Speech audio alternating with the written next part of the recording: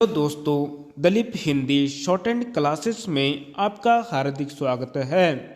दोस्तों, आज की डिक्टेशन आनंद आशुलिपि मासिक पत्रिका से बोली जाएगी। इस डिक्टेशन की गति 100 शब्द प्रति मिनट होगी। डिक्टेशन स्टार्ट करते हैं 5 सेकंड बाद।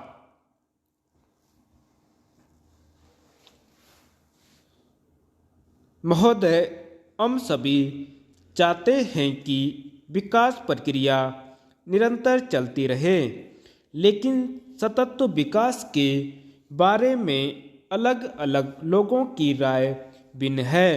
उनकी आकांक्षाएं और संकल्पनाएं एक जैसी नहीं हैं। इसलिए सतत विकास की अवधारणा को मोटे तौर पर यहाँ परिभाषित किया गया है। उत्पादन प्रक्रिया में उपभोक्ता वस्तुओं के साथ साथ कुछ ऐसे पदार्थ भी प्राप्त होते हैं जिनका पर्यावरण पर प्रतिकूल प्रभाव पड़ता है। लाभकर और हानिकर पदार्थों में संतुलन बनाए रखने तथा विकास के विभिन्न विकल्पों के मूल्यांकन के लिए सतत विकास की प्रक्रिया को समझना आवश्यक है। विश्व पर्यावरण एवं विकास आयोग की परिभाषा के अनुसार ऐसे विकास की जिससे वर्तमान आवश्यकताओं की पूर्ति के साथ साथ भावी पीढ़ियों को अपनी आवश्यकताओं को पूरा करने में किसी प्रकार का समझौता न करना पड़े, सतत या स्थायी विकास कहा गया है। इस परिभाषा को व्यवहारिक रूप प्रदान करने की आवश्यकता है। इस परिभाषा में इस बात पर विशेष बल दिया गया है कि सतत विकास कोई स्थिर या निश्चित स्थिति नहीं है, बल्कि एक ऐसी परिवर्तनशील प्रक्रिया है जिसमें संसाधनों का उपयोग तो होगा ही, और यह मानना कि प्रत्येक संसाधन को हर जगह सुरक्षित रखा जा सकता है व्यवहारिक नहीं है। लेकिन समस्या यह है कि किस प्रकार के विकास को स्थायी कहा जा सकता है और इसकी समय सीमा क्या होनी चाहिए।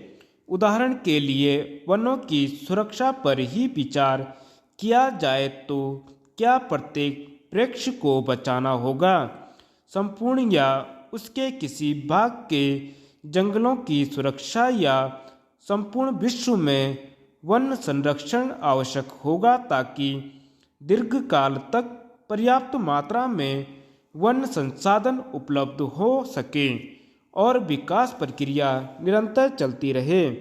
स्पष्ट है कि प्रत्येक वृक्ष को बचाए रखना संभव नहीं है और न ही हर एक जंगल को सुरक्षित रखा जा सकता है। समय के साथ साथ अनेक क्षेत्रों में संसाधनों की कमी अवश्य भावी है तथा इस तथ्य को भी नहीं भुलाना चाहिए कि कुछ ऐसे संसाधन हैं जिनकी पुनः प्राप्ति संभव है, उन्हें सुधारा जा सकता है, उनमें वृद्धि की जा सकती है। यदि हम सभी क्षेत्रों के सभी संसाधनों को हमेशा बचाने की कोशिश करेंगे तो हमें विकास के अनेक विकल्पों को छोड़ना पड़ेगा, जिससे अनेक अवसर हमारे हाथ से निकल जाएंगे और यह सौदा काफ़ी महंगा पड़ेगा। समय और क्षेत्र विशेष के अनुसार संसाधनों के उपयोग की संभावनाओं को स्वीकार करने पर क्षेत्रीय सतत विकास को परिभाषित करने की आवश्यकता स्पष्ट हो जाती है। क्या यह मान लिया जाए कि किसी क्षेत्र के निरंतर विकास के लिए आवश्यक है कि उस क्षेत्र की जनसंख्या में कोई परिवर्तन नहीं होना चाहिए? यदि ऐसा नहीं है तो जनसंख्या की न्यूनतम संख्या क्या हो जिसे उस क्षेत्र से बाहर जाने या बाहर से उस क्षेत्र में आने की अनुमति दी जा सके ताकि इसका विकास कार्यों पर प्रतिकूल प्रभाव न पड़े। फिर उस क्षेत्र में बाहर से आने वाले संसाधन और उपभोक्ता वस्तुओं का क्या होगा। महोदय, आयातित संसाधनों और उपभोक्ता वस्तुओं के सारे तथा निर्यातक क्षेत्र पर इसके प्रभाव की चिंता न करते हुए क्षेत्रीय विकास संभव है, लेकिन क्षेत्रीय आधार पर ऐसा विकास विश्व स्तर पर स्थायी विकास नहीं होगा। स्थायी विकास की व्यवहारिक दृष्टि से उपयोगी तथा तर्कसंगत परिभाषा देना सरल नहीं है।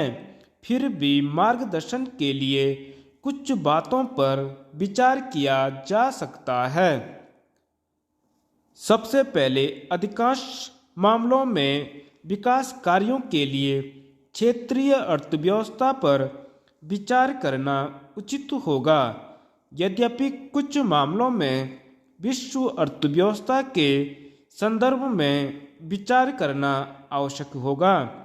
इसी प्रकार अनेक महत्वपूर्ण नवीकरणीय संसाधनों पर विचार करते समय यह बात स्पष्ट कर देनी चाहिए कि इनमें से कितने संसाधन व्यक्तिगत रूप से दीर्घकाल तक पर्याप्त मात्रा में उपलब्ध होंगे और ऐसे संसाधनों के मामले में जिनका नवीकरण संभव नहीं है, यदि किसी संसाधन विशेष की निरंतर उपलब्धता संदेहास्पद हो तो उसके संभावित विकास पर विचार करना होगा।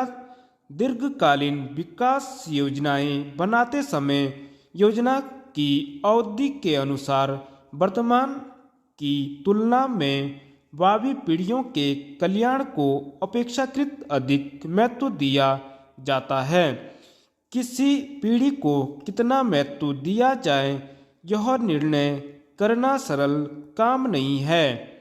मार्क्स बंधु के इस प्रश्न का उत्तर देना कितना कठिन है कि भावी संतति ने मेरे लिए क्या किया जो मैं आने वाली पीढ़ी की चिंता करूं। तर्क दिया जाता है कि विकास निरंतर चलने वाली प्रक्रिया होनी चाहिए।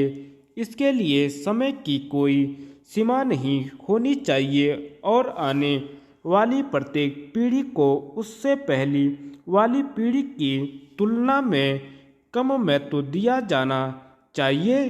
लेकिन ऐसा संभव नहीं है क्योंकि निश्चित समय के आधार पर कोई निर्णय लिया जा सकता है। विश्व पर्यावरण एवं विकास आयोग द्वारा दी गई सतत विकास की परिभाषा में एक व्यावहारिक उपाय दिया गया है। आयोग के अनुसार यदि भावी पीढ़ी को वे सब संकल्प उपलब्ध हों जो वर्तमान पीढ़ी के पास हैं तो एक पीढ़ी या 20 वर्ष का समय विकास योजना के लिए उपयुक्त होगा। 20 वर्ष की आयु में औसतन एक महिला अपनी पहली संतान को जन्म देती है।